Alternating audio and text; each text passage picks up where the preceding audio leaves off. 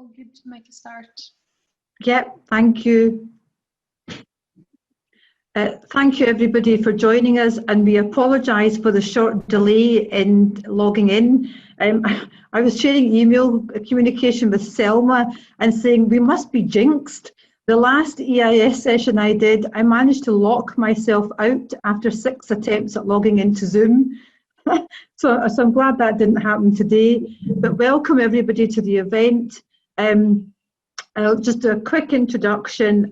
My name's Khadija Mohammed, and I'm the chair of the EIS Anti-Racist Subcommittee, and particularly want to welcome this afternoon our panel speakers, Anthony Harmon, VP of the American Federation of Teachers, Madeleine Joseph, representing the EIS Local Association Glasgow BAME Network this afternoon. But before we go into any scene setting for our discussions this evening, let's just deal with some housekeeping first and foremost. So the webinar will be recorded in order that others can view the material via the EIS website at a later date. So we would therefore ask that if you do not want your image to appear, please can you ensure that your camera is switched off. The chat will be saved for the Education and Equality Department's use in addressing matters raised via this channel, but will not be published. So we ask all webinar participants this evening to be respectful and use language appropriate for a professional live event, and to keep your microphones muted unless you are speaking. You can also use the chat function at any time, and so please do so to record your questions for our panel speakers. EIS colleagues will be collating these questions so I can access them for the panel, and we will try to answer as many as possible in the space that we have within the webinar. If you can keep your questions short and concise, that will help a lot. And please remember to indicate who the question is for. So if it's for a particular speaker, please do indicate that, unless you're addressing it for the whole panel to answer. If members have any specific tech queries, the webinar is being supported by our admin hosts, so EIS Union 3, who you can chat directly to. So please do remember that, EIS Union 3. So folks, again, welcome to this event. This really is an important event, I believe, because we know that the resurgence of the BLM movement, given the killing of George Floyd, also coupled with the pandemic that we've all been facing the last 6 months or so here, working remotely, there is a need to have this conversation. And there's been many conversations going on in many institutions about how we address and approach anti-racist efforts within our schools. So this is the EIS responding to that growing call for commitment to anti-racist education within our schools, our workplaces, and of course beyond wider society. And we're doing this through hosting this discussion on Black Lives Matters in education as part of a wider suite of resources and sessions to follow in the coming months. So this all-member webinar will consider this evening the experiences of our BAME teachers, so our Black, Asian and minority ethnic teachers and pupils in Scotland, and discuss what difference we can all make to further anti-racism within the classroom, our institutions and beyond. And I think without further ado, folks, I will try to set the scene in the next 10 to 15 minutes. And then we'll move on to introducing our speakers, who will all have some fantastic discussions for us all today. So in terms of setting the scene, to provide that overview of what is that picture for BAME educators within Scotland, and how does that impact when we're thinking about anti-racist perspectives? So I'm sure you'll have heard, and it's been, I suppose, in the media a lot, the statistics for BME teachers in Scottish schools has not really changed in the past decade. Perhaps minimal changes there. So we have around about 47,476 teachers, which is around about 92.3% recorded as white, and just under 900, but 826, which is 1.6% as BAME educators. So if Scotland is to be successful in having a more diverse range of people in teaching as a career, then the profession itself must take steps to engage and employ these underrepresented groups. Over some period of looking at statistics, we hear of minority ethnic communities. We hear evidence that says that BME communities don't value teaching as a profession. Other reasons are offered include the fact that the experience of some BME pupils of the school system have resulted in an impression, which is perhaps rightly or wrongly, that this is not a profession in which minority ethnic people will succeed.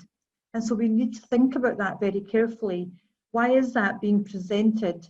And oftentimes it's perhaps not just that we don't find the profession appealing, it's actually the barriers to recruitment. Even the barriers to get into initial teacher education can be an issue as well. And we all perhaps may be familiar with a report that Professor Rowena Arsha conducted way back in 2005. So that's 15 years ago, folks, where she recorded the experiences of BME pupils in schools in Scotland. And there were some BME pupils in that report recorded that they wouldn't want to choose teaching as a career because they see how their BME teachers are being treated within schools. So some things to ponder about in that regard when it comes to the recruitment and retention of our BME educators. Folks, very quickly, in my doctoral research, one BME teacher spoke about the time when she realised that being a BME educator put her into a position of privilege, in a sense of giving her insight and positionality, which equipped her to connect with and support her BME students. But she also went on to point out it wasn't just supporting BME students, but it was supporting all the students in her care.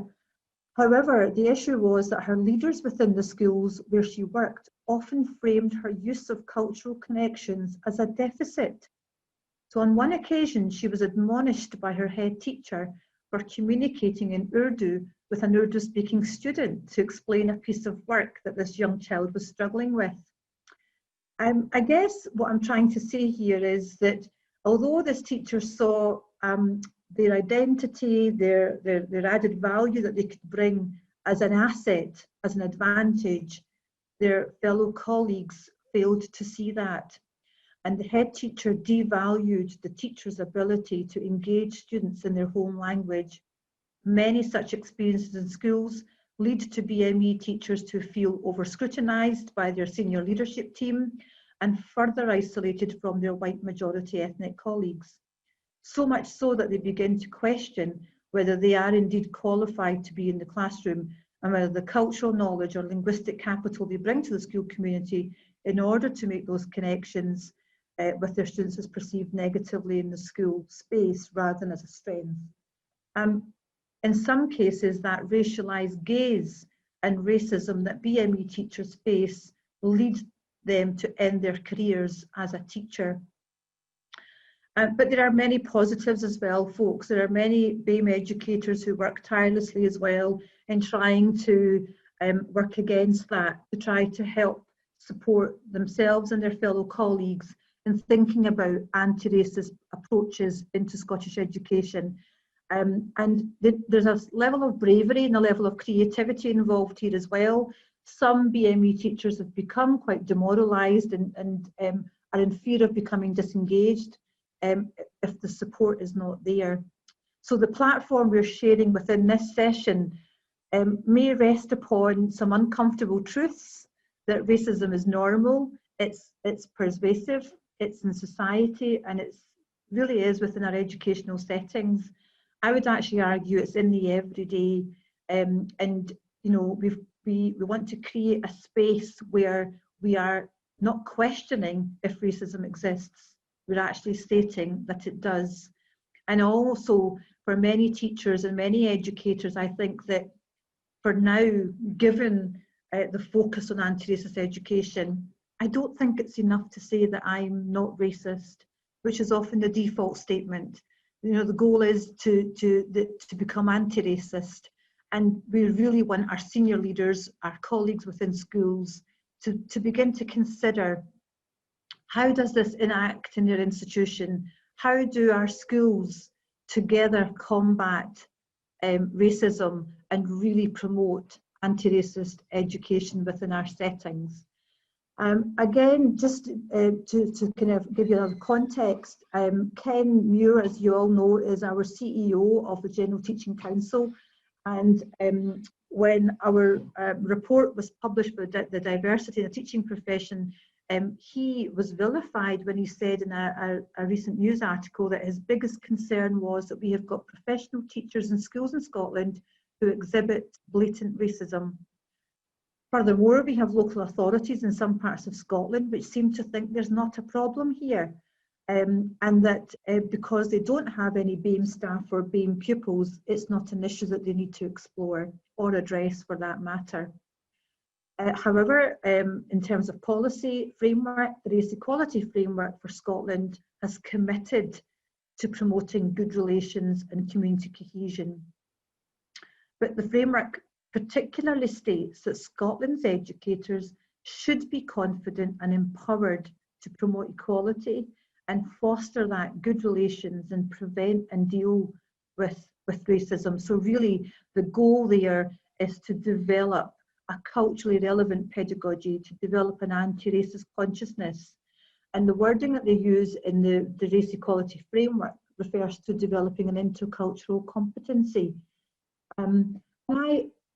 If I'm very critical, will say sometimes that to me reads like a statement which doesn't really get to the problem. But the idea is that there's many phrases being floated about. So whether it's culturally responsive pedagogy, whether it's an anti-racist curriculum, or whether it's decolonizing the curriculum, all of that means we need to start thinking about what it really does mean in a sense of involving everybody's voice within our institutions.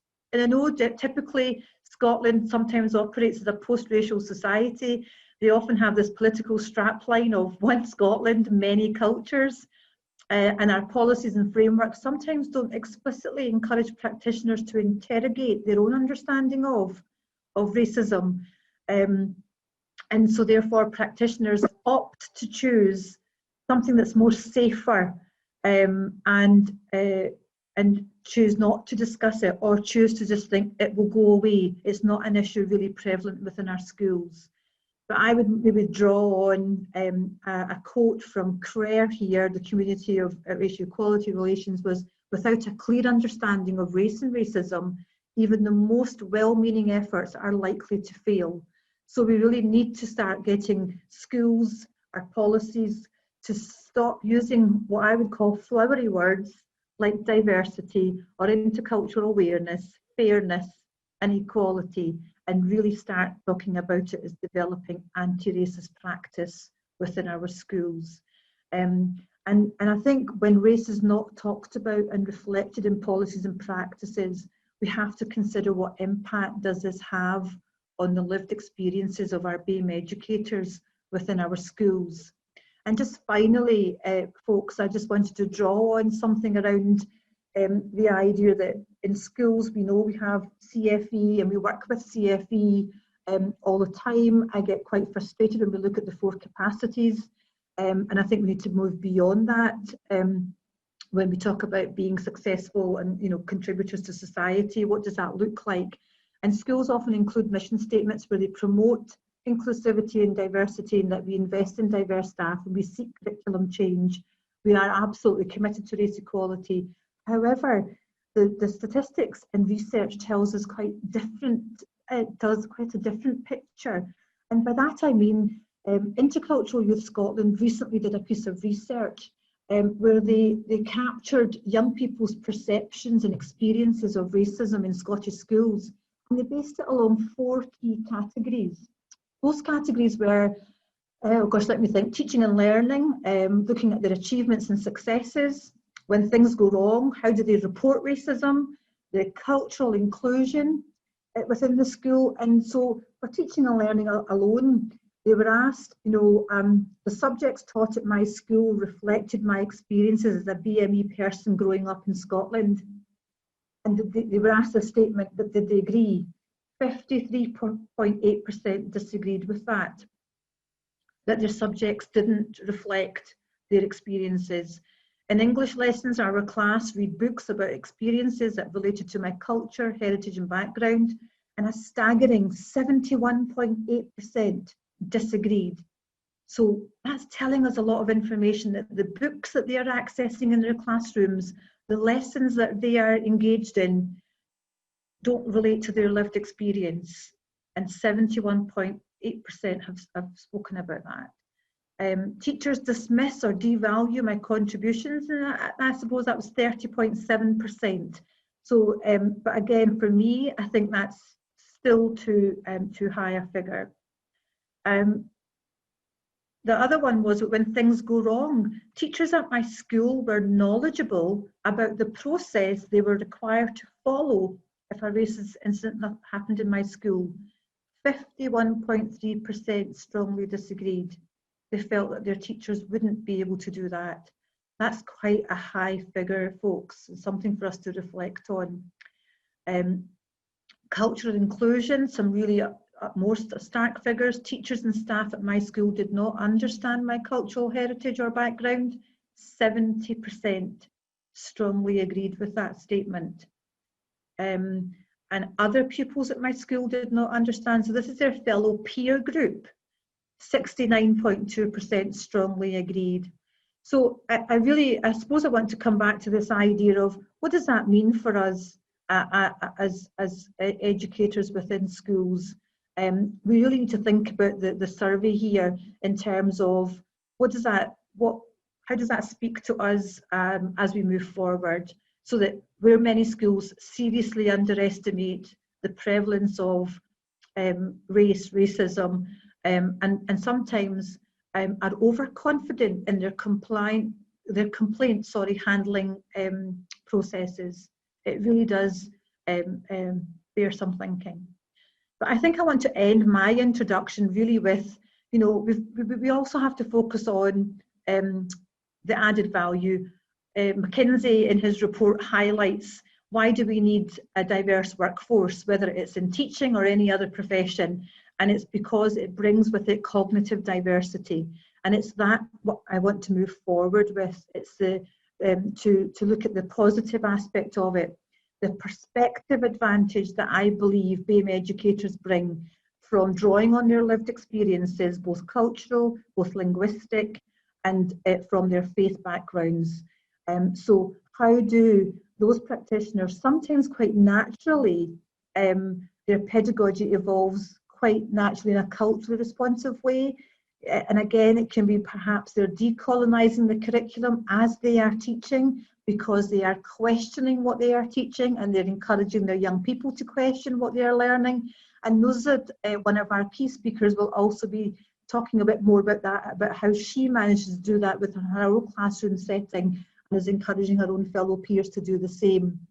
So I look forward to that. So folks, we must collectively create a better balance across the teaching profession in relation to our BAME teachers' representation, whilst also highlighting the benefits and the necessity of having such a diverse workforce, because it will better serve all our pupils, not just our BAME pupils, but all of them. So it does mark a new beginning, I think, particularly with the EIS's commitment to this, perhaps a journey, I would say, of unlearning, which will include some uncomfortable conversations, but some really honest reflections too. And it's something I raised at a recent webinar. It really is, from an EIS perspective, a call for acknowledgement, a call for action, and a call for accountability. So on that note, I'm going to introduce our first speaker of the evening. And our first speaker of the evening is Anthony Harmon. And he is the Vice President of the United Federation of Teachers. He's the President of the United Federation of Teachers, and he serves as the Director of Parent and Community Outreach. Anthony does a power of work. He is always on the go with an abundance of duties and challenges to be met. And in his capacity as the UFT's point person on parent and community outreach, Harmon acts as a union's ambassador to many grassroots parent and civic organisations, as well as cultural and religious institutions. And in May 2018, he was elected Executive Vice President of the Coalition of Black Trade Unionists, one of the constituency groups of the AFL-CIO. He began his educational career way back in 1987 at the High School of Graphic Communication and Arts in New York City, and he's elected as the AFT Vice President in July 2018. Welcome, Anthony Harmon, and over to you. Thank you so much for the opportunity to speak this evening. I guess it's still kind of midday here in New York. Thank you to the leadership for inviting us to take part in this, really interesting conversation. I prepared a couple of slides that I'd like to share. If I can do this properly, I hope. And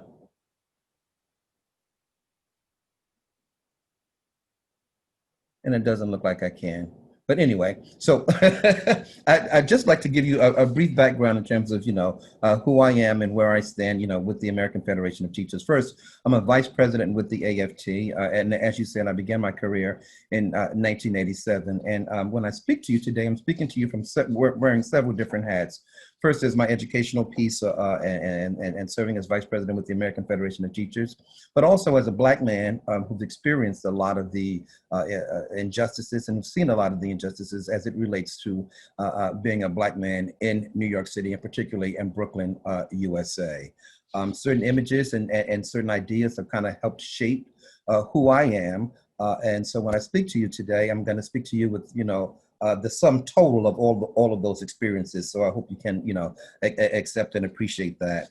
So first, I'd like to, thank our president, Randi Weingarten, for the phenomenal work that she's doing as a union leader, leading us through these, really troubled times. We were faced on, not only with the our response to the Black Lives Matters movement, but as you said earlier, the whole Corona epidemic and what's happening, in our country. And I don't know how familiar people are with the American Federation of Teachers, but I just want to give you the mission statement of what the American Federation of Teachers is. It's a union of professionals, and I want to begin with this because I'm going to end with this as well, right? It's a union of professionals that champions fairness, democracy, economic opportunity, and high quality public education, healthcare, and public services for our students, their families, and the communities that we serve.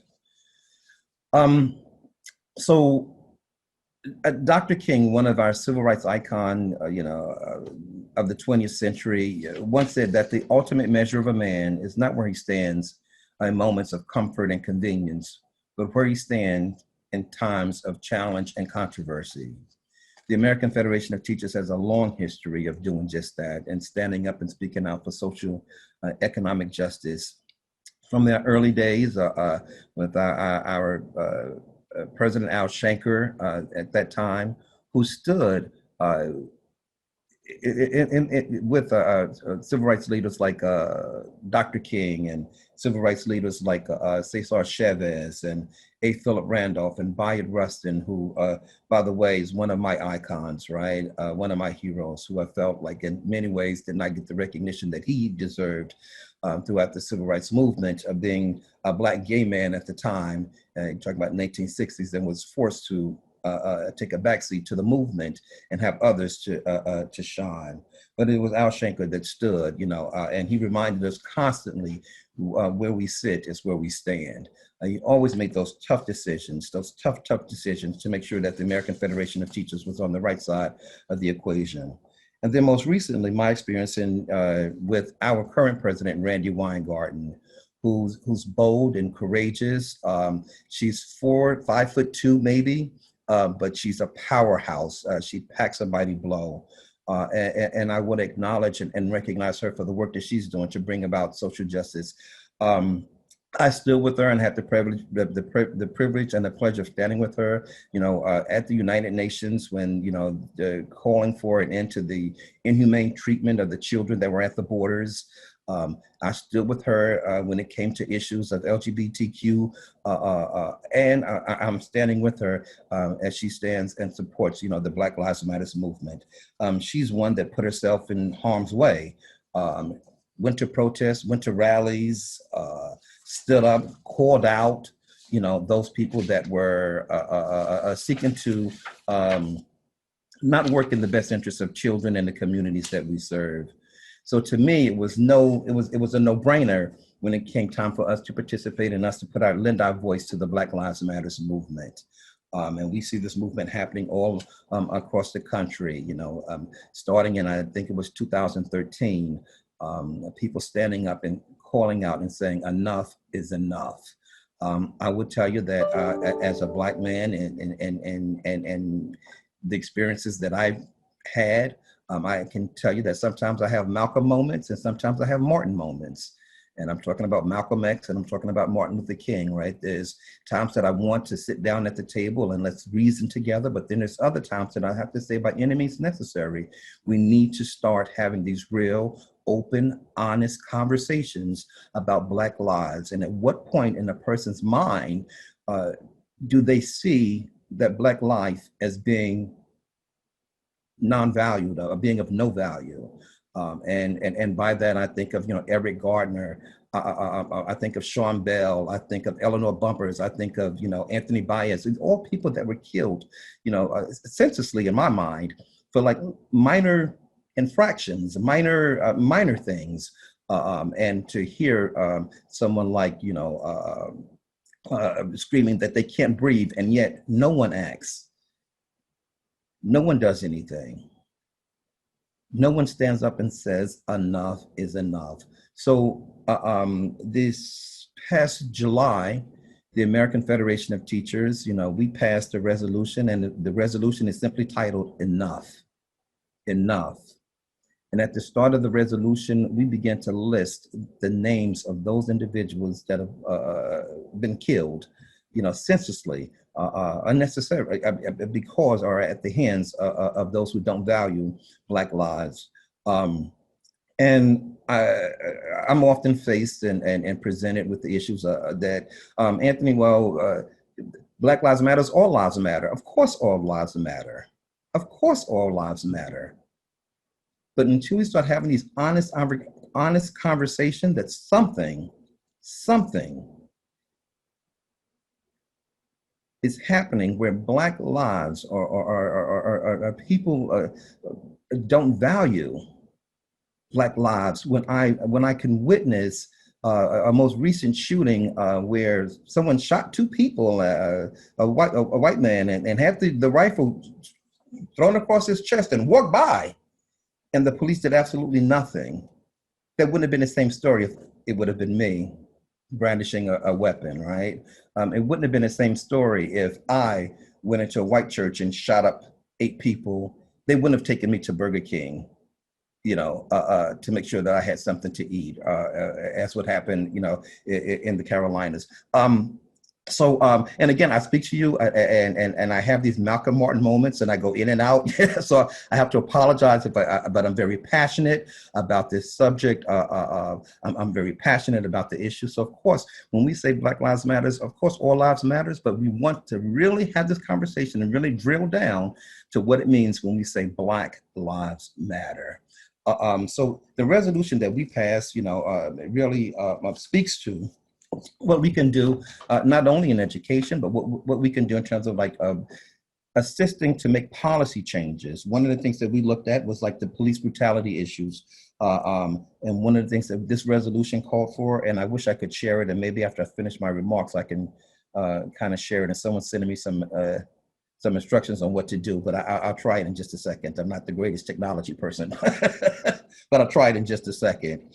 So one of the things that we're looking at in terms of like the resolution, right? And we're calling for, strict police accountability, right?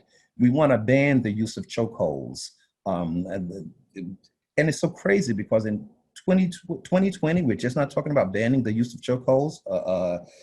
We want to limit the use of force and requiring a de-escalation policy and mandating reporting. We want to eliminate racial profiling. I've participated in more stop and frisk rallies than you could possibly imagine. I also serve as the president of the NAACP, which is the National Association for the Advancement of Colored People, here in New York City. And when I tell you I'm constantly at a protest, constantly at a rally, constantly standing up for social justice and civil rights issues, that's who I am. We're calling and asking that all police officers wear functioning body cameras. We want police officers removed from our school system. Why can't we have school safety agents that are trained in de-escalation policies as opposed to like arresting our young people, in essence, creating and fostering a greater school to prison pipeline? How do we make these changes? How do we bring them about? But then we also said, what could we as the American Federation of Teachers do to promote and support racial, social and economic justice? Well, we're gonna be actively mentoring our members of color to participate in, leadership positions and encourage them to pursue leadership positions within our union, right? We want to call on our brothers and sister unions to start doing the same thing. But this resolution that I'm speaking of, it's what we passed at this particular convention. But I just want to tell you that we've had a history of doing similar, passing similar resolutions.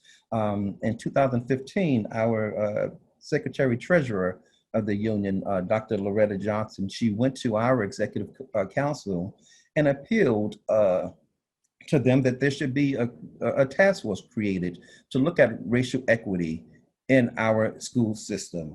And that was in 2015. So you're talking about 2 years after like the Black Lives Matter movement possibly started. That committee got together and it came up with a bunch of recommendations, and it's called reclaiming the promise of racial equity in education, economics, and our criminal justice system. And we're talking about this happening in 2015. And we looked at 3 particular buckets, one being criminal justice. And what could we do in terms of, an educational institution, to look at criminal justice and the racial equity there. The other one was education, and then finally economics. So when we talked about the educational piece or whatever, what could we do in terms of being a union of professionals with 1 million strong? What could we do in terms of the social justice issue? Well, we wanted to look at how could we reduce the suspension rates? At one point, at school systems throughout the country had a zero tolerance policy. So kids were suspended for wearing a hat, playing a Walkman. I'm sorry, they don't use Walkmans anymore, but earbuds or whatever the thing, the latest thing.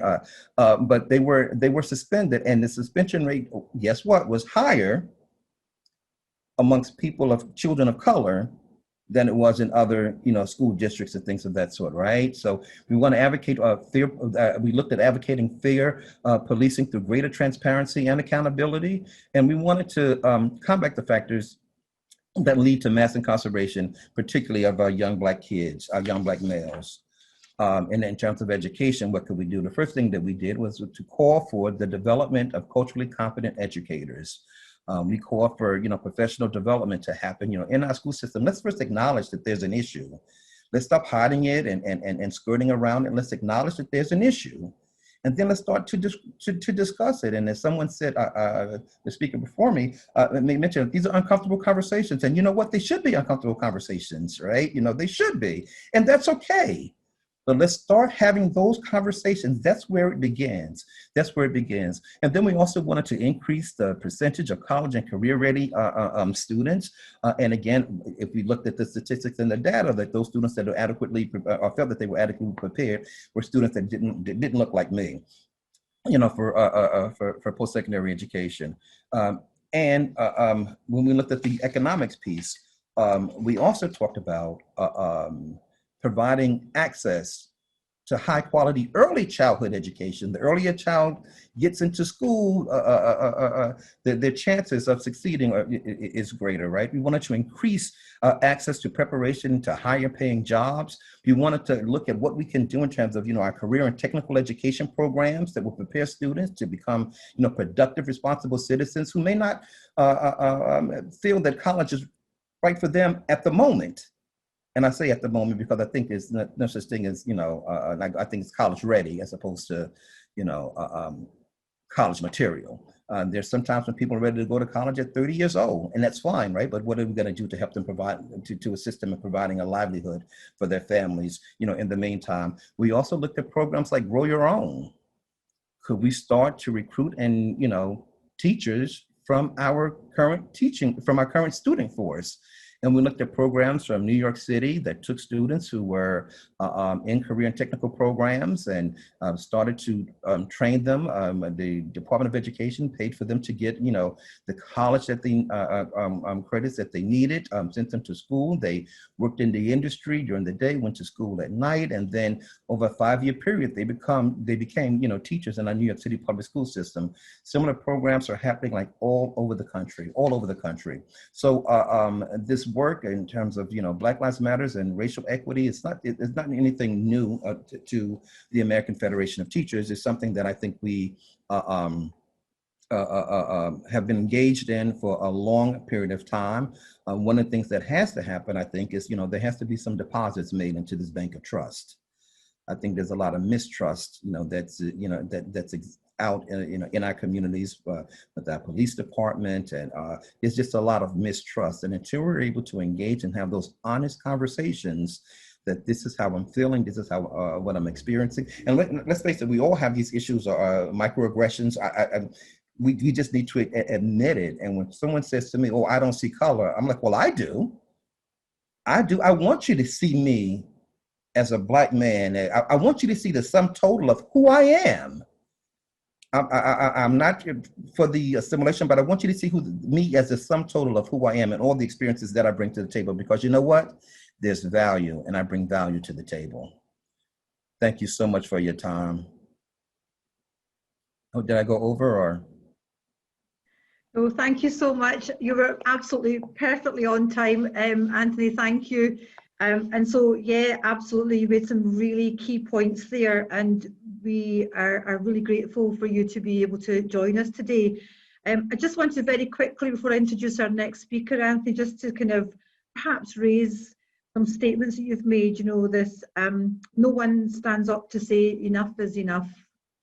And that's really important for us here in Scotland as well. It's that, when we think about the bystander, and I'm often saying to student teachers that, when you stay silent, you become complicit.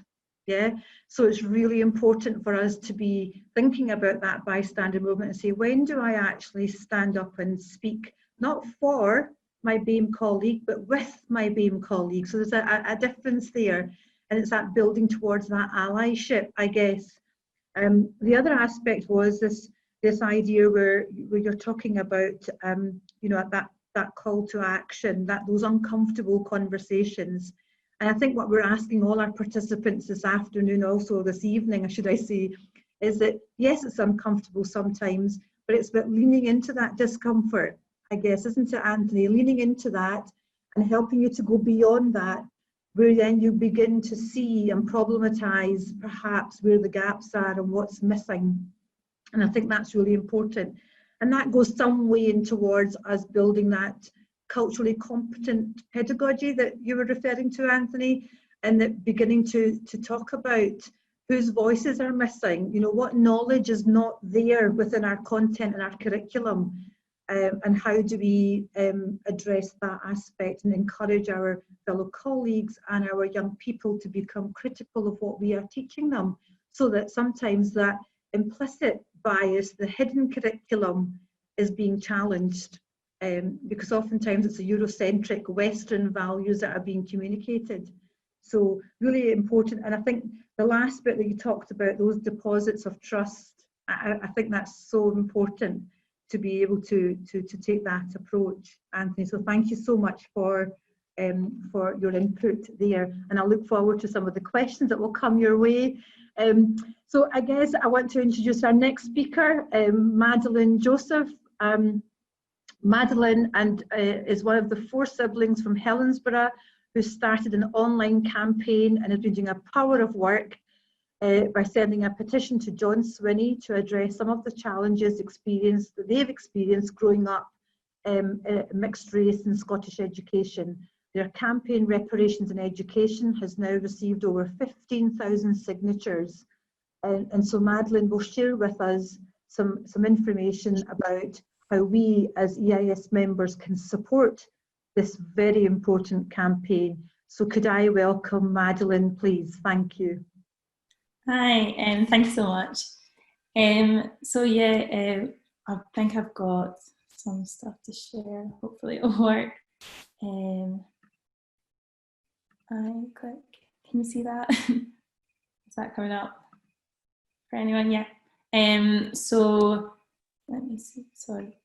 Right. So yeah, me and my siblings started after the obviously like horrific events that were happening in America. We were hearing all this kind of talk amongst our friends and people that we knew and on Twitter and stuff like that about how it's worse in America and it's not a problem here in Scotland, or even it's worse in England. And I think that we do have this idea that Scotland is this, you know, utopia, and it's really not our fault, and it's not like nothing to do with us. And obviously my experiences, my siblings' experiences, and like many people that we know, we just know this is not true. So yeah, we really wanted to highlight Scotland's involvement in racism, and like Khadija was saying, it is normal and how it happens in every classroom pretty much daily. So we've got 3 main objectives in our petition and open letter that we wrote to the government. And the first one is a curriculum for Black excellence, but that's just obviously Black excellence like the phrase, but we do focus on BAME experiences. So what we're wanting to do there is an integration of minority stories and perspectives into the curriculum, whether that be into history, art, science, modern studies. Like I wasn't taught so much about it. It was touched on, and things like in advanced mods that we were told that, you know, like X population is more affected in this area, and you wouldn't understand why, because you wouldn't have any of the knowledge of the historical or modern day implications and why it is the way it is. So yeah, we were just wanting to really highlight that, give more of enhance the curriculum really, and show different perspectives. And we also want to do that through the use of materials by BAME and academics and creatives as well. So it's not just this, you know, singular, or majority of our stories that we tell aren't from maybe white males. So yeah, to diversify that element. And obviously we've heard from Boris Johnson and the likes about how we're planning to erase the curriculum, and obviously it's the complete opposite. It's about enhancing it and, you know, giving a fuller education to our kids.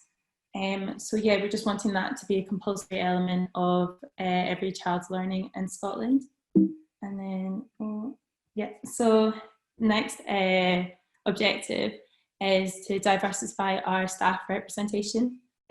So echoing what Khadija said about having 1.6% of our teaching staff coming from BAME backgrounds, and our population is 4% BAME in Scotland, but that was taken from the 2011 census. And we were speaking to Councillor Graham Campbell, and he was saying that since 1991, the African and Caribbean communities have doubled every 10 years in Scotland, and that's not even considering any Asian or any other minority communities. So right now we're looking at a 65% underrepresentation, but that's using up-to-date teaching statistics and then older population statistics. So next year when the census comes out, you know, the gap is going to widen again.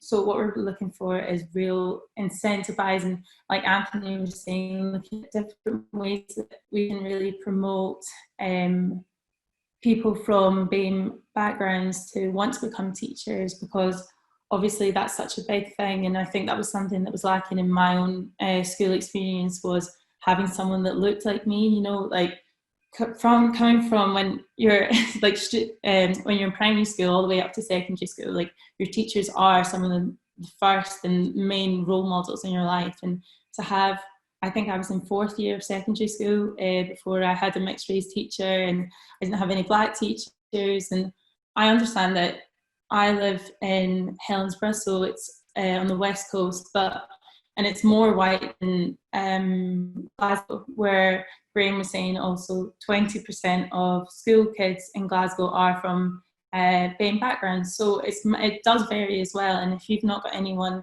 in that position of authority and in that position of influence that doesn't look like you, I think that's massively disheartening and quite isolating in itself. So yeah, we're really wanting to boost the numbers of teachers that to a more proportional amount. And our next objective is to educate our educators. And I'm not a teacher, I don't do, you can probably tell I don't work in education, and my siblings don't either, but we contacted a wide group of people who are already in a teaching role or education students, and they unanimously informed us that there was no compulsory element to teaching courses about racial awareness. And also when you're already in the role, it's not something that's continuous or up to date. And I think, again, echoing what the previous speakers have said, it's all about, in Scotland we do have this mentality of sweeping it under the rug and it's not an issue. And I think that if we deal with racism in a like unspecific, in a kind of flighty manner, we're never going to get to the crux of it. Like, we need to start dealing with it head on, and it needs to be seen as something as integral as any other compulsory element to a teaching course or to the role itself. And we wrote in our open letter that we understand that, you know, the CFE outcomes are broad, so that teachers have discretion to create magic moments in the classroom, to really like focus in on what they know and deliver that to their classrooms. But at the same time, you know, it's not like, oh, you should teach maths. Like, maths is a part of everyone's education experience, English is, and so should like racial awareness, and it's so deeply felt by so many of our kids and people in our country. Why is it left as a secondary consideration? It's just, it doesn't make sense to me. And we, especially from, obviously everyone, oh sorry, my dog's trapping in to try and get in. Especially because I've had experience when I was in primary school from my head teacher. I've had like racial experiences with her. My sister's had it all the way up in high school. So it's not that everyone's bad in teaching. I don't mean that at all. I just mean there are people that have like racial biases and who are in a position that they probably shouldn't be if they're teaching. So we're really wanting to give that racial up-to-date continuous training, so then when something does happen, it can be dealt with in a more appropriate manner as well, and there's really no excuse if you've had training through your course and then in your role, it can be dealt with in a more appropriate manner. So where we're at just now, John Swinney has given us a response, but it was really disappointing.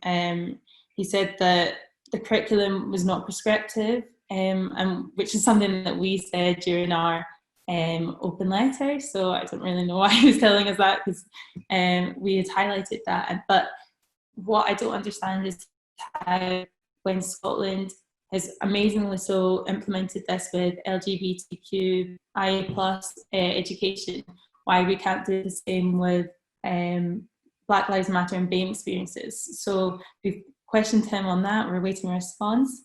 He said that he pledged to double the BAME educators by 2030. But again, I think if we look at the statistics, I don't think if we're already working at least 65% underrepresentation, if you're doubling it by 10 years time, it's just going to go like that. It's not really going to actually make a proportional change that's needed.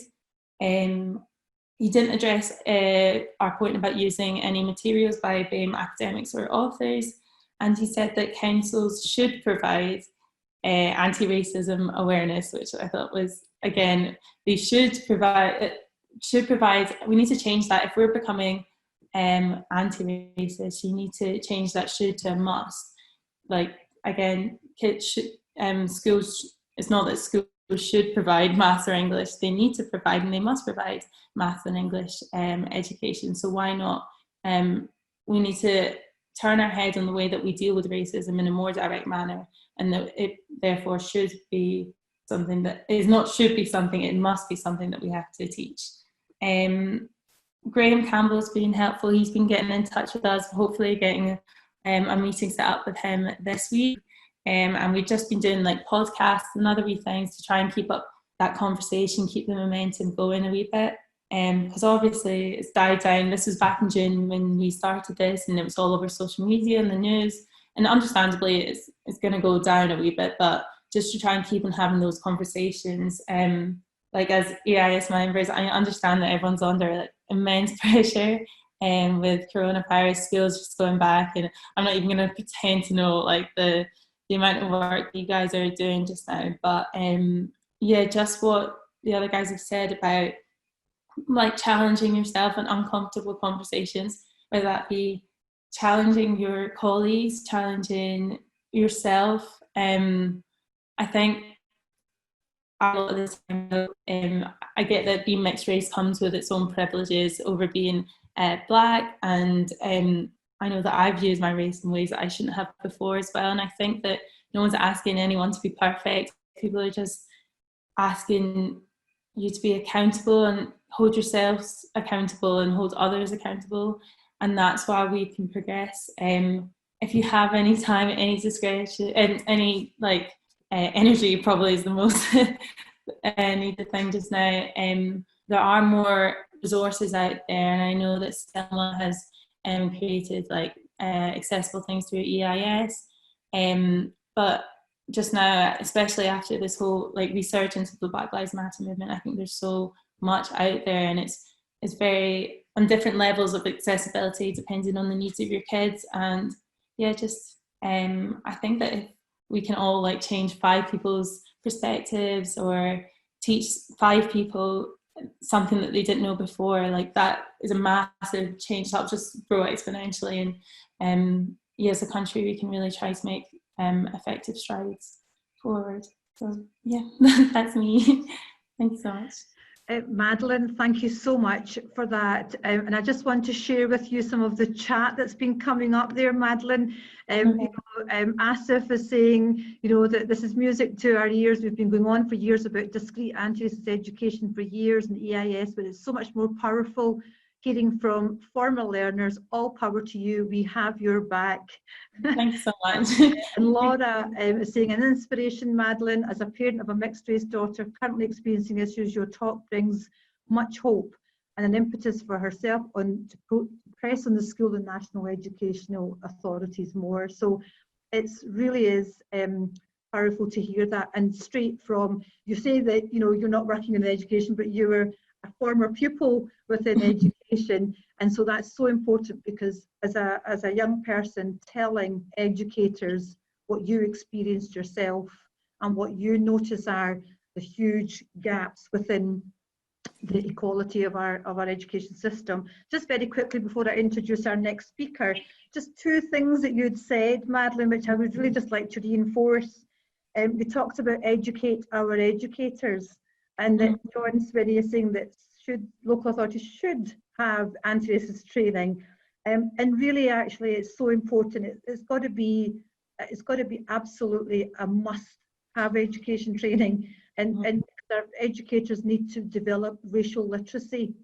Once they have the language to actually name it and understand it and see how it manifests, then we can begin to frame what the problem is, begin to start to challenge it and unpack that within our own classrooms and institutions.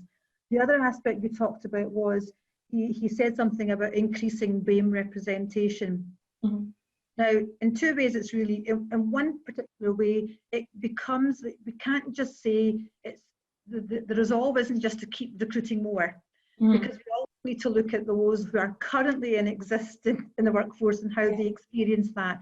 And even through the chat, there's so much coming through from BAME educators saying, you know, I'm tired of being the voice of raising race issues within my school. That burden of representation becomes so huge for some that it impacts on their health and well-being. And so it really does bring home to us that actually it's something that we have to do collectively together. So our BAME educators, and our white educators working together to fight that, because it does, I suppose maybe some members are becoming disengaged and are then switching off from anything to do with perhaps the added value that they could bring to the setting. So you're so powerful here, and we really appreciate what you're doing, and we're absolutely supporting you behind that, Madeleine. So thank you so much. Thank you so much. Q&A for some interesting questions. Okay, perfect. Thank you. I'll move on to our next speaker. I'm really pleased to welcome Nusrat Osmani. She is from our EIS BAME Network Glasgow. She is a Glasgow primary teacher and also is the founder of a blog called Global Citizenship Education Scotland. And she sits on the Glasgow Committee of Management. Nusrat, over to you. Okay, can you hear me okay? And indeed. Okay, good evening everybody. I'm really delighted that I've been asked to speak on behalf of Glasgow's BAME network.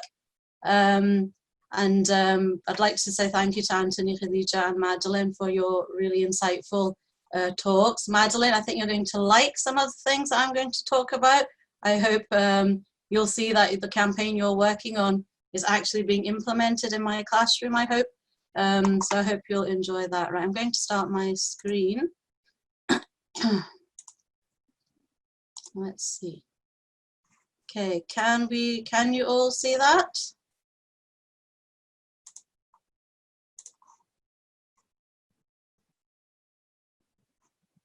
Hi, can you see that okay, yeah? Right, okay, great. Right, so like Khadija said, I am a primary teacher in Glasgow. I became quite interested in the kind of diversity within the workforce after coming across the Teaching in a Diverse Scotland report from 2018. I had approached EIS to ask what was kind of happening in that regard. As a union, what were we doing about that? And I was then introduced to the BAME network. Glasgow is the only place up till now that has a network, which has been going for a number of years, where basically it's a space for BAME teachers to come together, discuss their experiences, talk about current issues, and look for really support and help. I think you'll find that my talk is actually going to tie in quite well with everything that's been said so far. So, sorry, I'm just trying to, I can't seem, are you seeing a full screen or part screens? I can't seem to, hold on a second.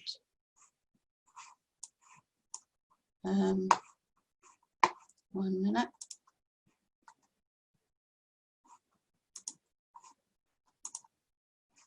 Sorry, can you see that better? Is that a full screen? Right, okay, fab. So, I spoke to a number of colleagues in the network about the fact that I'm going to be giving this talk today and what they would like me to say. So these 3 points I'd really like you to keep in mind as I go through my input. An overwhelming feeling is, how many times are we going to tell the same story again and again and again? Because people have, this is not a new issue, you know, it has come to the forefront just now because of certain world events, but people have been saying these things for a long time and they are getting tired of doing it again and again. So the question is, how many times before something changes? In the last 30 years or so, I've been a teacher, some people are saying for over 30 years, and I don't feel that any positive change is going to happen. Also, because it's a current hot topic just now and everybody wants to kind of get involved, which is great, but it cannot be a passing trend. Okay, so this time people want to see that this is not tokenism. This has to now make a difference. So we don't want to just talk about what the issues are and what the problems are. We need to talk about what the actions are going to be and how and when are they going to be implemented. It's no good anymore just to say, oh, that's a shame you're experiencing that. Let's talk more. We need to move on to the next part for that.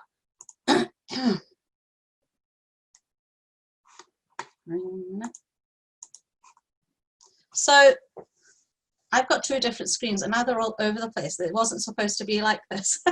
So in case you're wondering why my head's going all over the place. So one important thing I want to consider is the concept of inclusion. What is inclusion in this context? And for me, this is about equality of opportunity for BAME staff and also equality in representation. If they don't exist within your education system or within your establishments, then you are not being inclusive. Okay, just their physical being there, is not enough. How are they being treated? How are their experiences being valued? So, somebody said that, when white colleagues want to talk about diversity, it's okay. But when I bring it up, all of a sudden, backs are up. So why is that happening? I feel I'm constantly overlooked to lead projects instead for staff that are less experienced than me. We are equally qualified as white colleagues, but too often we are viewed through the lens of ethnicity.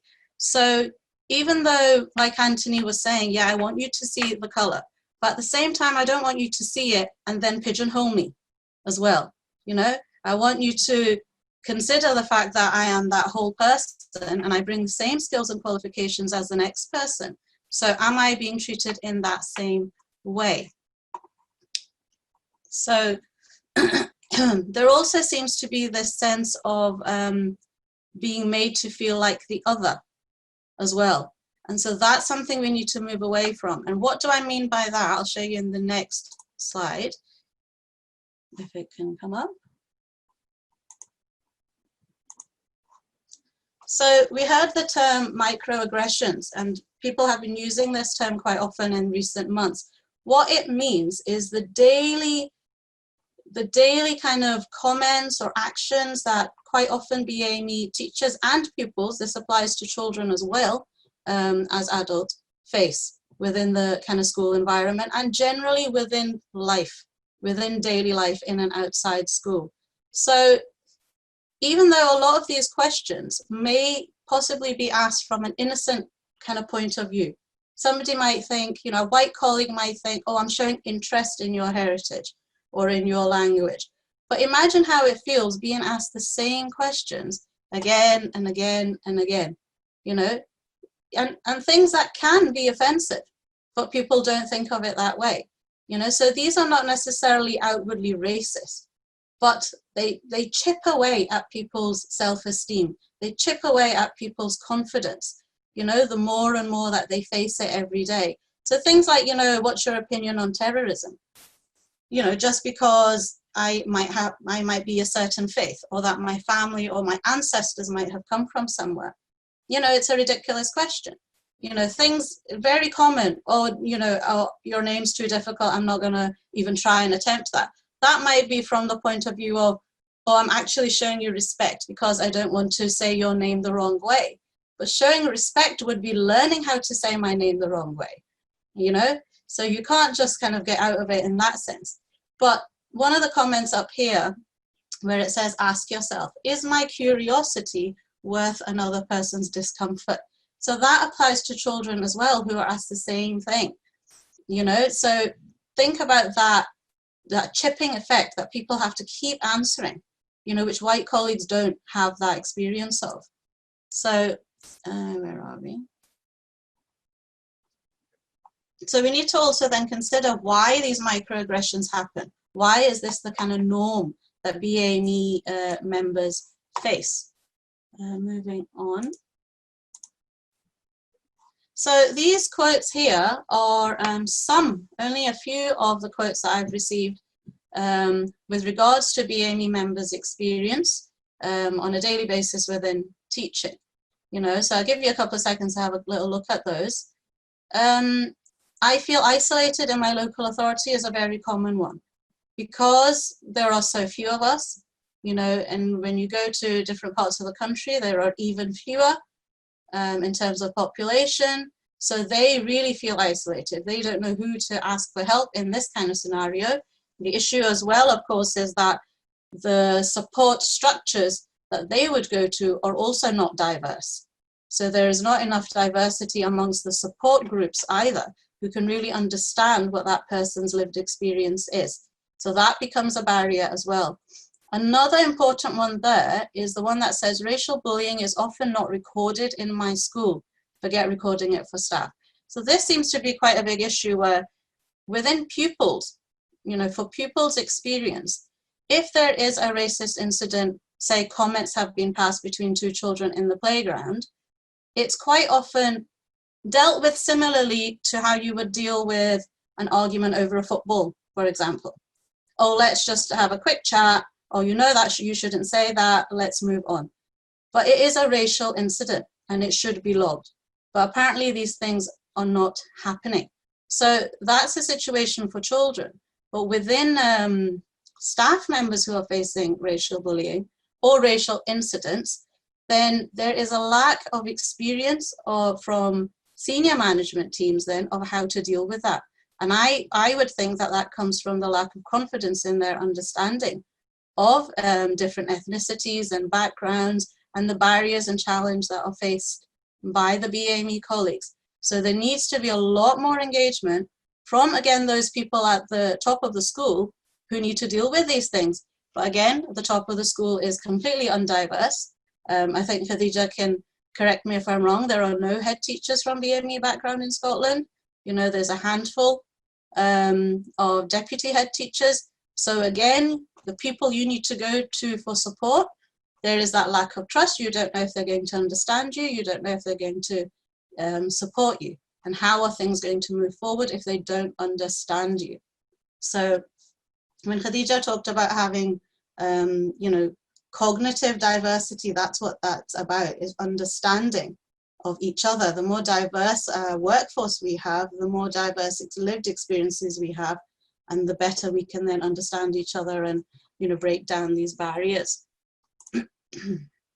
So cultural competency is something I had here as well, and I think we've all talked about that. This is taken from some work from Canada, and basically what it is referring to is the fact that even if a certain culture is in a majority in a country, we can no longer assume that therefore that is the dominant one, and that's the one that will set the agenda for everything we do in school, or for everything, in every way that we treat our colleagues.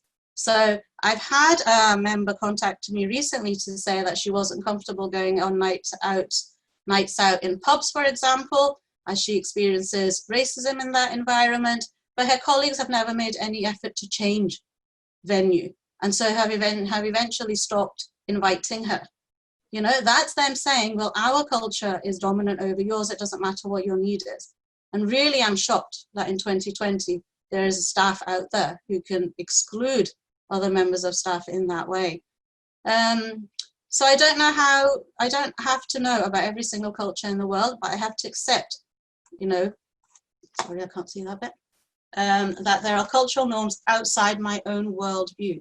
So we need to encourage a mind shift within all our educators and all our education systems that allow for us to keep learning and keep learning from each other, learning from the people who have experience. We need to, as it says in the bottom, there's a lot of unlearning that we have to do and relearning. So unlearning means we need to now analyze, right, I've been doing this a certain way, but actually I now realize it might not be the right way. Maybe I'm not using the right resource to teach that topic. So what else can I do? Where else can I go for help? We need to be willing to re-educate ourselves as well. And don't be scared to ask for help in that area. If you feel like you don't know where to start, then there are lots of people out there who can help you, who can guide you. And I'll talk a little bit about that later as well. But it's about a mind shift in being willing to kind of reanalyze ourselves. So a couple of questions then that members had. Many organizations are holding these awareness events. What action points and reviews are being set up? So when I spoke to people about the event today, you know, a number of them said, well, that's great that they're taking an interest as our union, that's fantastic, you know, but what is going to be the outcome? Because we need an outcome, we need an action plan, we need a time frame, we need to see that this time it's going to make a difference. But again, how will true change happen if the leaders that hold the power lack diversity themselves? I think if a monumental change in this way of thinking and systems is to happen, I don't think it should be left to people that hold a certain position or that are in a certain payroll. If there are people within your organization, within your schools, within the structure, who have lived experiences, who can contribute to how we should change things, then we need to involve them. All of those people need to be at the table, you know, to make these changes. It can't just be a set of people away in a distance in an office or an online Zoom meet, you know, without the voices of the people that matter. So that's something that's really important to members as well. So we've heard the term decolonize the curriculum, and our speakers have mentioned it as well. As a teacher, you know, I have been considering in the last few months, you know, what it is that has not worked so far. So we've been teaching about racism, you know, for many decades. I remember being taught racism is bad, you know, when I was in primary school. Why is it then that those children have not grown up to be adults that are anti-racist? You know, why have they still grown up to be adults that are intolerant or don't understand or can still make these microaggressions, who are still hold these biases? And the conclusion that I've come to is because of the way we teach about racism. It has been too much of a box ticking exercise. We'll do it over a themed week or we'll do it over a themed day. It has not been embedded across everything that we do within school. So that's when I ask, are you an inclusive teacher? So you might say, oh, but I'm not racist. I treat all my pupils equally. I give everyone the chance to be the line leader, for example, or I give everyone a chance to speak at the assembly. Again, that's not the type of inclusion I'm talking about. I'm talking about how do you include each pupil's heritage within your classroom? How do you include their heritage and value it in what you teach? Okay, so I'll talk a little bit more about what that means. So a few other things that you might think about your school. We encourage diversity through celebrating cultural events. We hold a variety of themed cultural events, and we treat all pupils equally. So this is common in many of our schools. We are celebrating multiculturalism in that sense because we have tons of themed events. But what I would encourage people to think about is, for example, there is more to China than dragons. Yeah, there is more to India than bhangla and pakode. You know, what else do these communities bring to us? What else have they contributed to our global world, you know, and our global understanding? What happens after that themed week ends? Do we never then talk about it after that?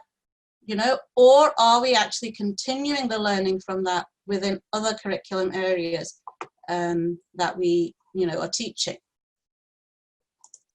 So in terms of the Black Lives Matter movement, I think definitely, obviously, there is huge more awareness, and I can see teachers who are saying, especially in secondary schools as well, who are saying, no, you know, we are definitely going to teach this, and we are going to teach the fact that, you know, what our contribution as part of the British Empire was in this, you know, and that's great as well.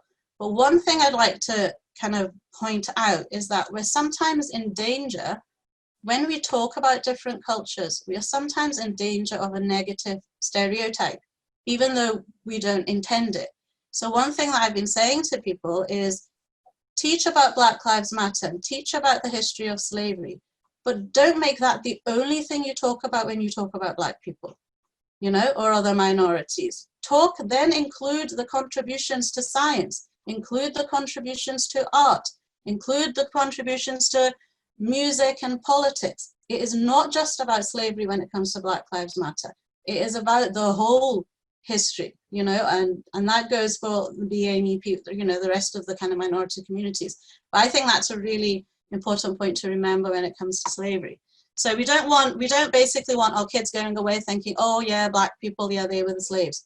Yeah, we need them to come out and say, yes, oh yeah, you know, they were NASA engineers, you know, Obama became the first president, for example, of the USA. Things like that. We need to give them a broader understanding.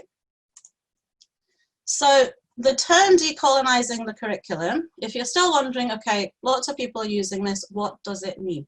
My understanding of what decolonizing the curriculum is the fact that after the British Empire, the curriculums that were developed in these parts were very much based on the successes of the empire, but they failed to teach the impact of what was left behind in those colonies, that, you know, without which the success wouldn't have happened. So like Khadija said, our curriculum is very Eurocentric, and it denies the knowledge and achievement of contributions from other parts of the world. So this chap in the corner, he's one of my favorite people that I always talk about. He is Al-Khwarizmi. He's a scientist, polymath from the Persian Empire. He is the father of so many of the things that we teach and that we use in our daily lives. He is the father of computing. His name is, or algorithm is a Latinized version of his name. You know, he gave us quadratic equations and he gave us our number system, which he took from the Indian ancient number system, put it together with the Arabic, and that's what we use today. However, when we will teach about Fibonacci and how great his numbers are, but we won't go back and say where he got his numbers from, you know? So it's about that. Decolonizing is about taking that step away from the tradition and including the stories and the impact and the contributions from the wider world that we are all a part of. We all want to be global citizens. We are all trying to promote this kind of attitude, but we can't do it unless we start to include those voices and these origins and things like that within our curriculum. So a couple of more examples. A few people there touched on books. It is very easy. You don't have to be teaching a topic about Black people to include a character of Black origin. Yeah, you don't have to be only teaching about something to do with India like Diwali and then use an example that shows Indian patterns. It can be used at any point through the curriculum, and that is exactly what should happen. You know, we use it, you can use all these resources across the whole curriculum. And schools, I think, really need to consider now spending money on buying more of these books.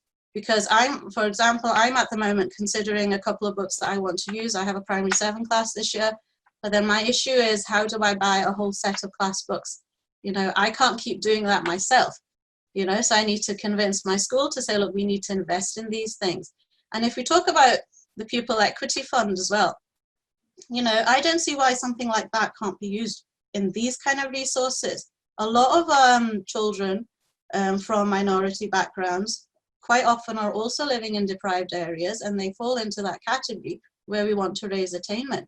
This is a great way of raising their attainment by getting them more engaged when they see people that are representative of them and their families, you know, in the work that they're doing. So that's maybe an idea for schools to use. So just keep investing in diverse resources. It sounds really simple. We have seen, I was in nursery before primary, and we did have, you know, dolls of different color and, you know, that kind of thing. These crayons, I don't think these are the Crayola ones, but just to say, Crayola finally came out with a set of new skin tones, you know, earlier this year, and it only took them 143 years to realize that, you know, people have different color of skin, and children might actually want to draw that. So there we go, you know, but these things exist and we need to try and use these in our practice. So as I've been having all these thoughts through lockdown, around June or July, I basically have put this blog together. I've called it Global Citizenship Education. It also touches on the Sustainable Development Goals and sustainability and things like that. But what I've done is I've developed, it's like a one-stop shop. So you can go, you can read some blogs and articles that have been written about these topics. There's also professional development. So organizations are actually offering courses in global citizenship, and recommended links includes people like the EIS and other organizations that have produced fantastic resources on anti-racism. There's the anti-racist educator on my list as well, you know, that you can go to learn more. So if you're really interested and you think, right, I'm going to make this change, then please check out all these links because they are all there to help you. The other thing, the main thing really, the way the blog developed is that I started to develop lesson plans that were interdisciplinary and embed aspects of diversity within my teaching. So I'll be adding to these, there's quite a few on there already for different topics, but I'll be adding to these as I am teaching in school as well. And it's really a way to show teachers, look, this can be done, right? So like I think Madeleine said at one point, you know, it's not about scrapping what we've taught up till now. It's the mind shift of how do I therefore change the resources I've used? How do I include different voices? So the example I've got down here is World War II, which I'm going to teach later on in the year. So traditional topic for primary 7, you know, but you never up till now have heard much about the contributions of the different armies of allies around the world. So Colourful Heritage are a great organization that are doing amazing work on including the history and voices of BAME people within Scotland. And they have developed a resource based on a regiment of the British Indian Army that was actually rescued from Dunkirk and came to Scotland. You know, and when I heard about that, I thought, when do you ever see a group of Indian people in the movies about Dunkirk? You know, or in pictures and things like that. You know, you don't know about them. So basically this lesson plan, you would teach alongside your normal teaching of World War II, but you would include their stories. And the lesson plan encourages discussion around, you know, why have we not heard of them before? What happened to those soldiers as they settled in Scotland? What kind of lives might they have had? So it's about, you know, encouraging understanding around the lives of others, you know, as well as your own. So there are lots more examples anyway on the website, and I'm building it up as the year goes on as well. Let's see. So these are also some of the links, some of the people that I was mentioning there that are linked on the website that you can get great resources from. I've said YouTube there because, you know, YouTube is really great for looking at things from different languages. You know, I found, I was doing a reading lesson at the start of term a week or 2 weeks ago, but I wanted to do it through kind of digital literacy. So I found a blog that is made a video blog by 2 Palestinian girls, and they interview some of the children that live in a refugee camp in Gaza, and it's all in Arabic and has English subtitles. So one of the girls in my class is Arabic speaking, and her face lit up when she heard them, you know, and it's really important to understand the value. You know, we talked about how I said to her, so are you happy with the translation? You know, was there any mistakes? And she was, you know, very happy. But just to include that aspect of her personal heritage in just your everyday teaching, that means something to her, that's special. And it also values it in front of other people. So YouTube is a good resource for things like that as well. I think I'm almost done. So moving forward, what members want to see basically is to usualize a representation of minorities and different heritages in the school system. It has to be a usual thing. It can't just be a token thing, a themed event. It has to be the new norm now, okay? Minorities often carry the baggage of discrimination. So again, we need to understand that BAME children and BAME staff. It's not just within the school system that they will be facing challenges and issues. You know, we are facing it in every aspect of our lives in society. So you need to think about what that person is carrying with them. Do not make it worse. When they approach you, then offer them the support that they need. And if you don't know how to do that, then find out, right? It cannot then just be kind of brushed away, okay? Again, decolonize, look far beyond our shores for examples of success stories and contributions. Keep learning, and this is what this event today is about, and it's great to see so many people here today at this time, you know, on a Tuesday. It's great that people want to learn. So keep learning and build your networks that you can learn from. Make sure your networks are nice and diverse as well. So I'm almost done, and that's the main, I hope what I've said has kind of made sense, but I have a little bit of breaking news that I'm going to share with you all on behalf of the EIS, and I thank everyone at the EIS who have asked me, who have given me the privilege to announce this. So one of the things, you know, that we've been talking about is action. So thankfully, I'm going to announce that we have some action in terms of the EIS's commitment towards its BAME members. So the Glasgow BAME network, like I said, has included BAME teachers from across Scotland. When we came together in June, we came together to have an important meeting about risk assessments around COVID-19. And it was a very, very fruitful event where we shared lots of concerns, but we also put forward actions that we wanted to see in terms of the development of the risk assessment.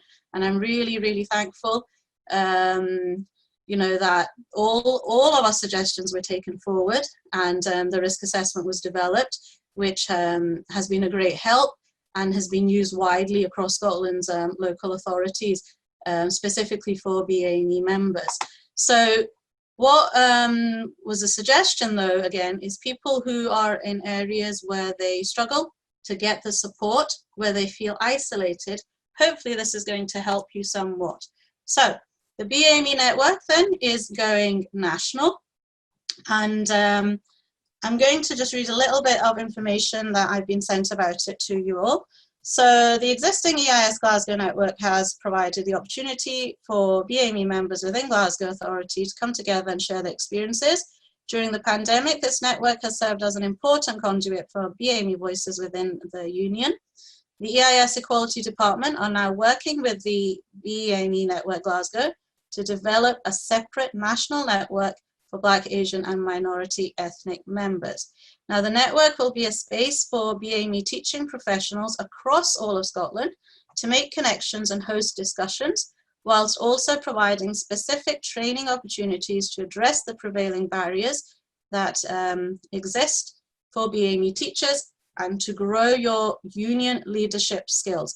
The meetings will be online, and the first meeting of the BAME network will involve a welcome and background to the network and EIS's anti-racist work so far, a session on well-being and self-care in the context of COVID-19 and the Black Lives Matter movement, and it will be a networking session to discuss what members want from the national network. So it is, at the moment, it is an events-based network, which will allow us all to come together and discuss topics that, you know, we feel need addressed. And how it then goes forward and what you then want from it is something we will discuss at that meeting on the 16th of September, hopefully. So it's not too far away. So if you would like to come along, if you're a BAME member and you want to come along, please email Lee on that email address down there, and hopefully we can get together from across Scotland and have a very fruitful discussion. That's all for me. Thank you so much for listening. Nuzid, thank you so much for such a powerful session, and it's just lovely to hear the different examples that you draw on within your own teaching and learning in schools. And I think for us it's really promising, because it means then that you're in a position to be able to work closely with your fellow colleagues and sharing that good practice. And that's really what it's about. It's about supporting each other in developing that pedagogy which is culturally more responsive for our young people. So really good. And I think there's some question around whether the PowerPoints that have been shared so far will be available. I think if we have permission from our participants, then absolutely, but also remember that the event is being recorded. So you've had some lovely comments, Nuzat, about being, you know, fantastic practical ideas for the classroom. Thank you. Folk will access your blog, so all great.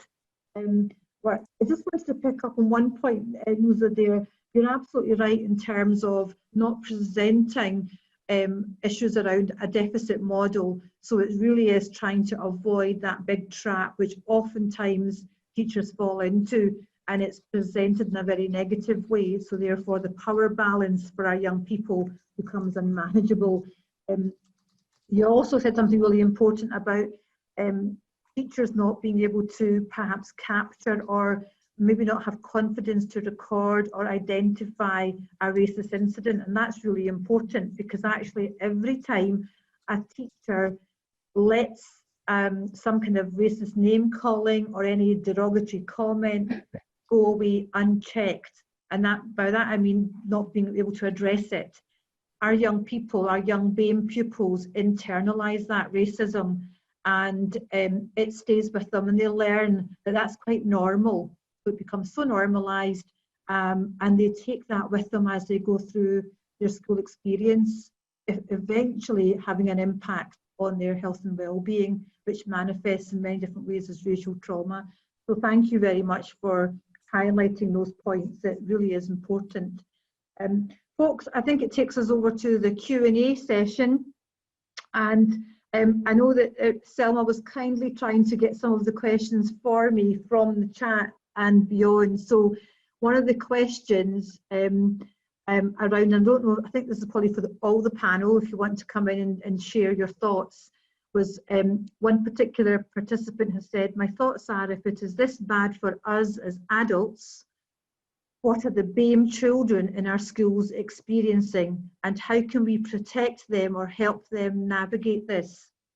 And I'm wondering, Madeleine, if you want to come in first, as you've been through the system yourself, do you have any survival strategies? Well, what I would say is, I think lots of the time things go unnoticed because things aren't being registered as forms of racism. So maybe spend 5 minutes, and what people have been saying about like microaggressions, just look, because things about, sounds really silly, but like my hair was always like a big thing when I was growing up, and like there was worse incidents, and like, but lots of times in the classroom it would be people putting stuff in it like chewing gum or like pens, and just other comments as well that you would get, like where are you really from, or oh you can't, like oh pulling the race card, stuff like that, or even stuff that are maybe more subtle. Just like 5 minutes, because if you type into probably Instagram, if you do hashtag microaggressions or literally anything, you'll be flooded with like information. And there's so many things that like I've discovered, I'm like, oh, I didn't really think of it that way as well. And I think that's really helpful. Obviously you can't just like, it's hard to be like, there's never going to be racism, and you can't just cut it out completely, but I think identifying the smaller situations, that maybe not smaller is the wrong word, because they still, like that might belittle people's feelings, but the situations that aren't always identified as racism to people that might not just register as it as that. That makes sense. Thank you. Thanks very much, Madeleine. Anthony, do you want to come in?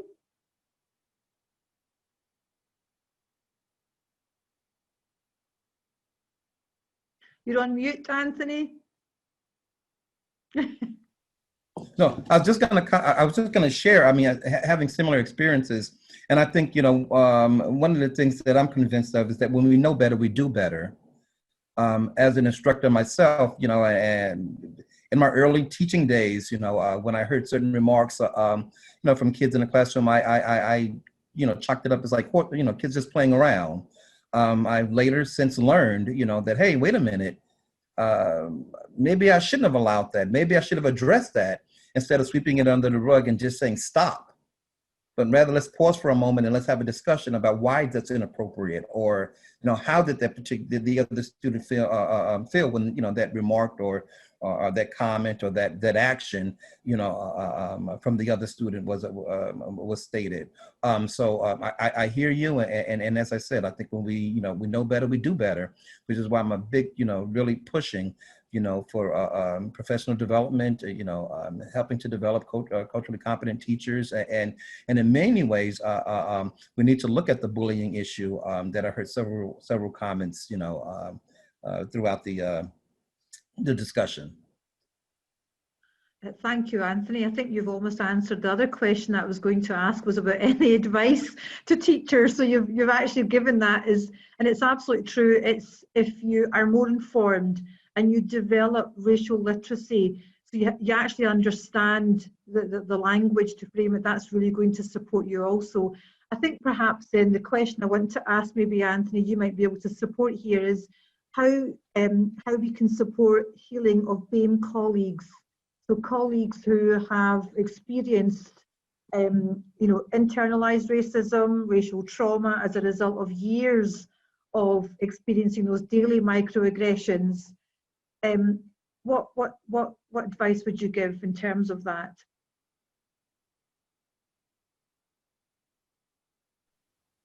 So that's a very good question. So I want to say two things, if I could, if I just want to go back to the bullying piece or whatever, because we did see that as an issue here in New York City in our public school system. So working with our union, we created an anti-bullying hotline, that's staffed by mental health professionals, where if a student felt that they were being bullied, after school between the hours of 3:30 and 7 o'clock in the evening, they could call this hotline and they could talk to a mental health professional that could give them advice in terms of how to deal with that particular situation. Additionally, parents who feel that, my son is starting to act strange, my daughter's acting strange, my son, got 90s in all his classes, but, he got a 45 in gym.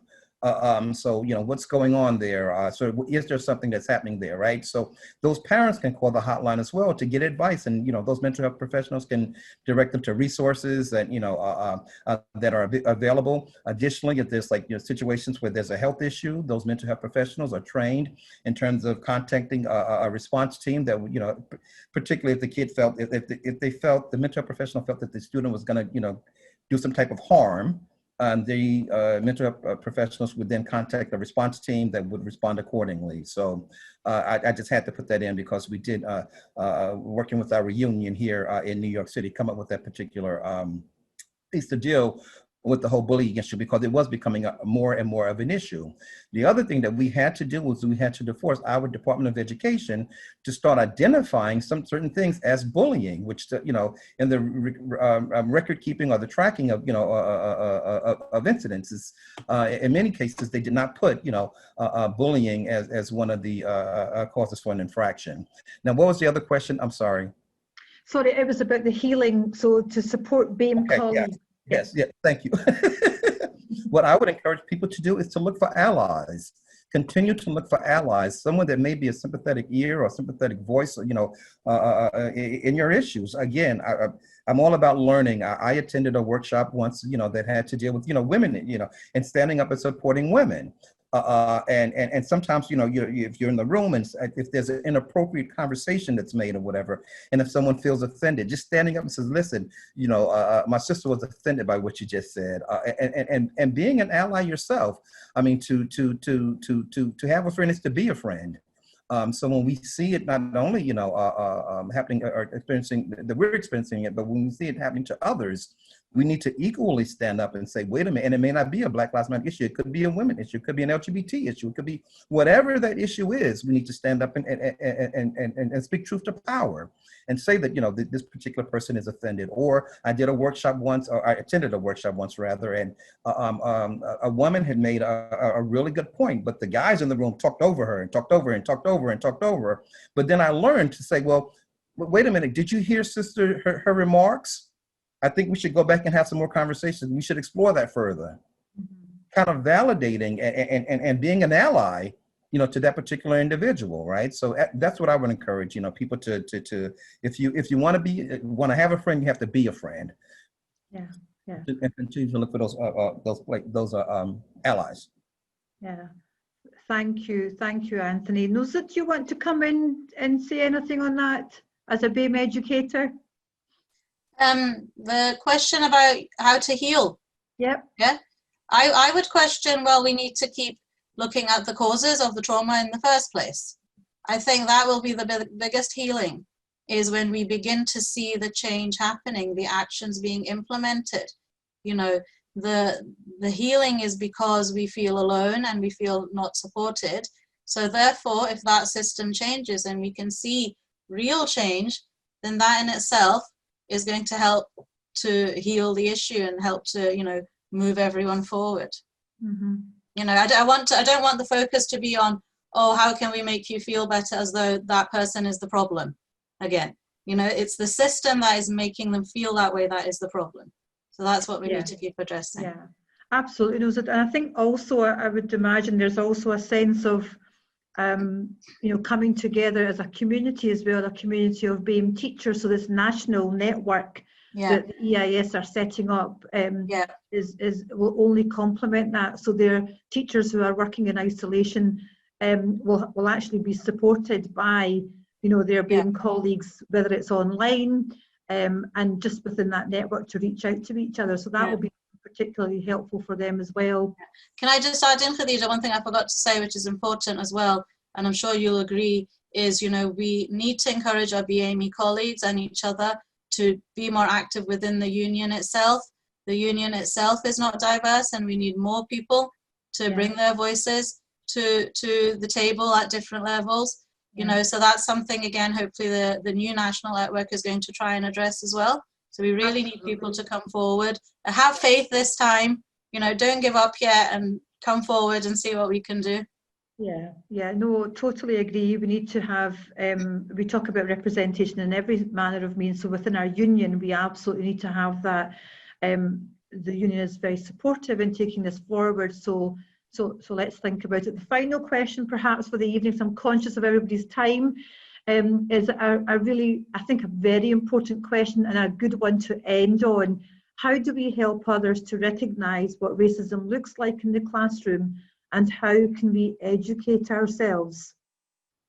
So, Anthony, will I throw that back to you?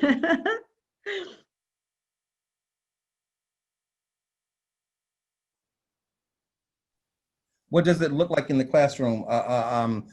So let me just go back to one of the other comments that I heard, and talking about the multicultural education, multicultural event. And I agree with that speaker that said it shouldn't be a one-time, one-shot deal, and multicultural education is more than just having an international food festival, where everybody brings in a food or a dish from their, culture.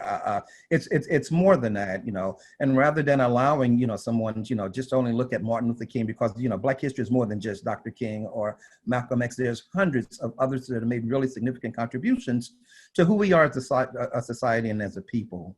So I think first allowing that to, that to happen. To the question of recognizing it as a teacher in the classroom, I think we need to become more in tune to our own actions. Because it's not only about what happens in the classroom. To me, it's about those dinner table conversations that people have at their homes. Because what happens at home gets mirrored, when we go out into society, right? So we need to become more sensitive to even the conversations that we have amongst, our family and our friends. And I think it starts there. And again, I think we just need to start having real honest, open conversations. At one point, I used to feel a little bit intimidated when people made Black jokes around me, and I didn't say anything. Right, because I was the only Black person in the room, or I was but at some point, it just got to the point. It's like, excuse me, what did you say? No, and I'm not laughing about it. Excuse me, what did you say? Somebody once told me, like, I don't scratch if I'm not itching.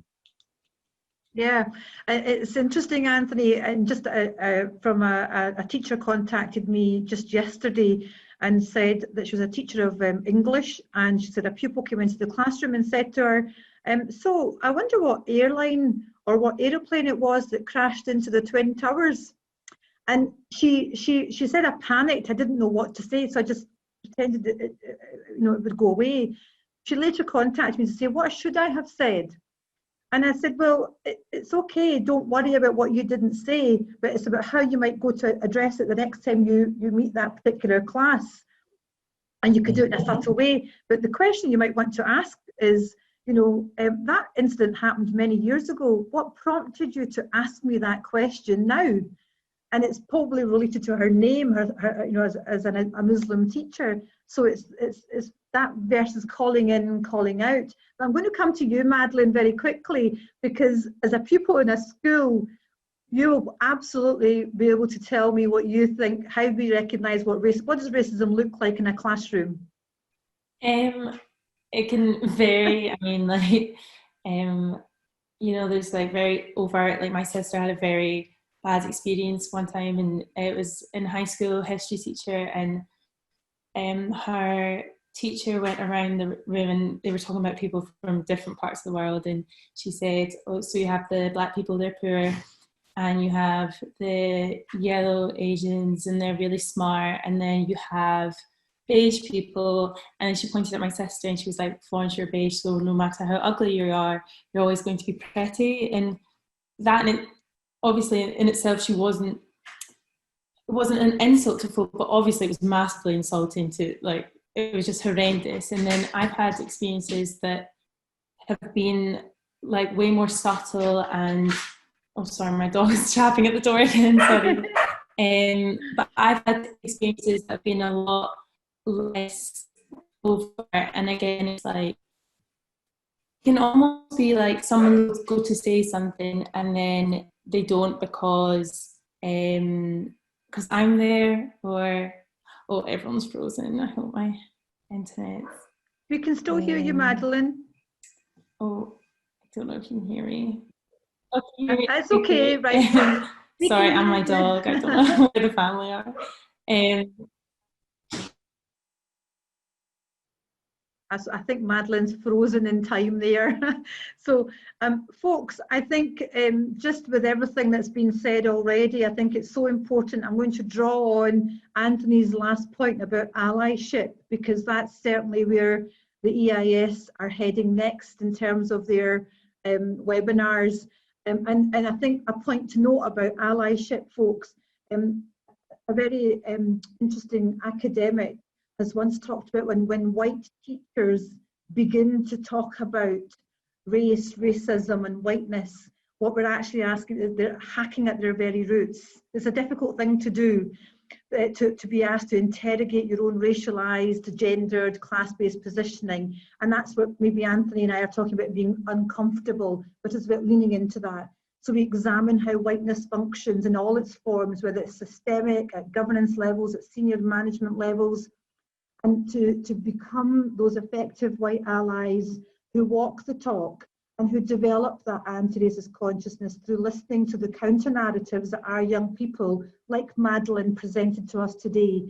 It's so important for us to listen to the voices of our young people, and so move beyond that space of feeling guilty or not knowing or being complacent to becoming effective white allies. And I think the point around there is that so a teacher who can effectively deconstruct his or her own whiteness is far better positioned to see why our current curriculum might not work for many children. And I very much believe, folks, that we need to start making explicit the identities that our young people bring, our identities of our BAME educators and our BAME young people. But I would really like to say something about this calling out, as Anthony has spoken about as well. It's so important that we as practitioners call out any form of ism. We're told that, but oftentimes I've noticed in the work that I do, the defence goes up and the conversation stops. So I quite like saying it as a kind of calling in. So you are calling it out, but you're actually saying, like I was suggesting to this teacher with a young person, is say, well, let's talk about why that's inappropriate. Why is that not what you should be saying? And it's inviting those critical, open, honest conversations. And I think that's something really important for us to take away. I suppose it just leaves for me to thank our speakers, Anthony, Madeleine and Nuzad. Each of your sessions were so powerful, and we're grateful that you were able to join and inform our critical conversation this evening. I also want to thank you as the participants for really engaging in the chat, some really thought-provoking questions highlighted, and obviously in particular EIS staff who work tirelessly behind the scenes to organise an event such as this. I just want a quick reminder of any of the upcoming BAME network opportunities, so please join our conversation and spread the word about the 16th of September for the National BAME Network meeting that Nuzad announced. It's not the end of our anti-racist conversations. We will continue our efforts, and I'm really looking forward to this one and start picking up in our October webinar on allyship, and really think about that. Folks, I'm going to throw in a big plea just because I'm the chair of SAMI for BAME educators. On the 24th of September, our leadership mentoring programme will run again for this academic year. And I'm also really pleased to tell you that our programme has been endorsed by Education Scotland. So we're really pleased with that.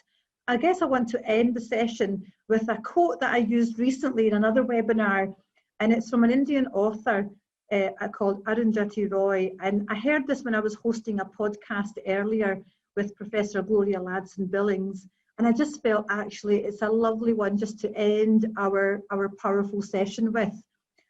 So if you just bear with me, she wrote about this in terms of 4 pandemics, and she said historically pandemics have forced humans to break with the past and imagine their world anew. This one is no different. It is a portal, a gateway between one world and the next. We can choose to walk through it, dragging the carcasses of our prejudice and hatred, our avarice, our databanks and dead ideas, our dead rivers and smoky skies behind us. Or we can walk through lightly with little luggage, ready to imagine another world and ready to fight for it. So folks, I'm sure we've all been asking ourselves and of each other, when will we return to normal? But I guess I don't want to return to normal, and I'm sure none of you want to return to normal, because normal means for our BME young people that they will continue to internalise racism and experience disadvantage. Normal will mean for our BAME staff that they will continue to experience microaggressions, continue to be underrepresented and face those glass ceilings in terms of promotion. We don't want to go back to normal. We want new.